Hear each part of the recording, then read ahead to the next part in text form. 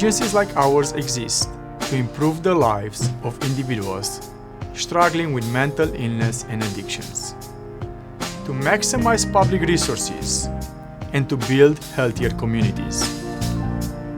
Individuals are best served when the healthcare system is designed and managed locally. Our children, veterans, and elderly need access to behavioral health services as close to home as possible. The board works hard to bring as many resources to the area to help those who are in need. Stigma associated with these medical conditions continue to be prevalent and hard to eliminate. We need to understand that these brain disorders are medical conditions just like cancer and diabetes. And it's important for us to create communities for individuals and families and schools and employers where we can promote emotional health and wellness to hopefully reduce the likelihood of mental illness and substance abuse. The Mental Health and Recovery Services Board is a public entity. We serve 3 counties, Seneca, Sandusky, and Wyandot. Our role is to plan, evaluate, and monitor mental health and addiction services in the 3 counties. We are a public board made of 14 volunteer board members. We don't provide mental health and addiction services ourselves, but contact for services with various local and regional entities. The board is the hub that coordinates the local mental health and addictions system for Seneca, Sandusky, and Wyandot counties. As a community board, it's important when we're assessing needs to look at the resources available and the gaps in those resources before planning our next service. Our vision is for a healthy, stigma-free community that is supported by recovery resources. Services funded include prevention and education, treatment, and recovery support services for mental health and addictions. There is a continued focus on prevention and education. Prevention services provide the community with education and resources to help identify, understand, and respond to mental illness and addictions.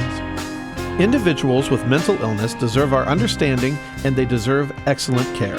We make recommendations that would enable adults with serious mental illnesses and children with serious emotional disturbances to live, work, and participate fully in their communities. This is not always an easy task. Treatment can be expensive and many times not available in the rural communities such as ours. Oftentimes, people of color tend not to seek out mental health services due to the stigma attached to it. And historically, African Americans and other minority populations have not had access to these types of services in our communities. Recovery begins with the hope that life can be better. We strive to increase access to services by removing barriers and assisting individuals to improve their health and wellness, live in a self-directed life, and strive to reach their full potential. We know that mental illness and addictions can be treated and that people can recover.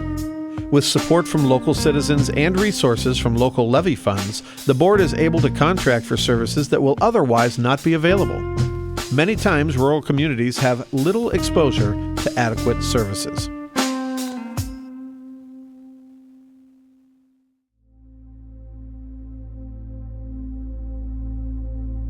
Every suicide is a tragedy. What are we going to do to prevent the loss of life? Are we as a community ready to reduce stigma and help increase people's ability to seek help? Understanding that mental health is essential to overall health is fundamental for establishing a health system that treats mental illness with the same urgency as it treats physical illnesses. The prevalence of people with serious mental illness in jails is 3 to 6 times higher than the general population. Once incarcerated, individuals with these conditions tend to stay longer in jail and upon release are at a higher risk of returning. Services funded by the board in our local jail and the community are essential to the well-being of our residents. Our responders here are called upon to go to a lot of horrific situations. Teenage suicides, heroin overdoses are becoming a common thing. We, in 1 month period, had 5 fatalities due to suicides and dealing with people with mental illness and heroin overdoses. Our people that respond to these situations many times need help also. They are people just like you and I off the streets that volunteer to do these services, and it puts a heck of a load on their shoulders. That's when we call on the mental health board to send us people that will talk to us, hear our people out, and help us cope with these situations that we deal with on a monthly basis. Do we understand addiction? Are we accepting this disease? Are we ready to accept mental illness as any other illness?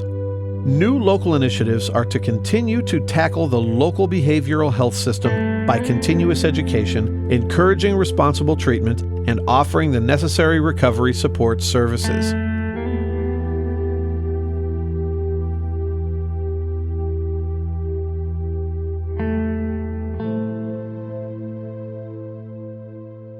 We will continue to be the voice of mental illness and addiction in our communities. We would like to thank all citizens and partners for their continuous support.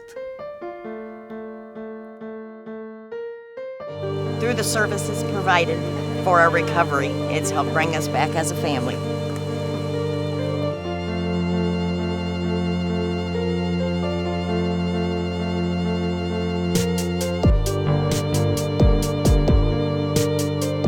If you or someone you love needs help with mental health and addiction services, please contact the board's office at 419-448-0640.